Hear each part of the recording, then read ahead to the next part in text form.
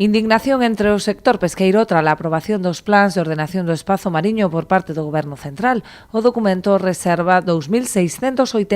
km cadrados para a instalación de parques eólicos, con grande afectación sobre algúns dos caladoiros máis produtivos da costa galega. A sorpresa foi ora cando salimos os POEN, despois de traballar tanto, pasarlle todos os informes, de reunirnos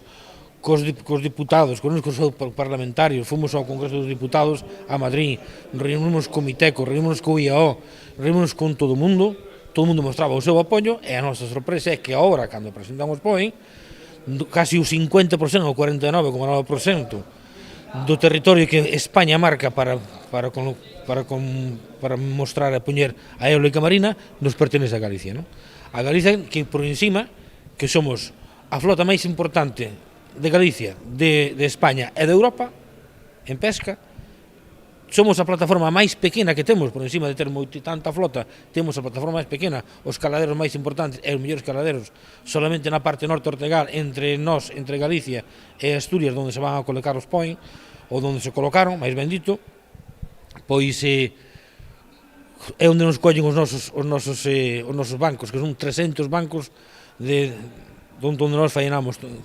todos os días, non? Entón, bueno, a nosa sorpresa foi mayúscula. O presidente da Federación aclara que non se opoñen á eólica mariña, sempre que se compatibilice coa actividade extractiva, o que implica afastar os parques das zonas de pesca. Dende o sector xa comezaron a mover ficha para exixir a retirada dos plans. Polo momento, convocaron unha manifestación para o próximo 11 de marzo diante da delegación do Goberno na Coruña, e non descartan a presentación dun recurso contencioso administrativo. O primeiro que decidimos foi xa facer unhas concentracións, non?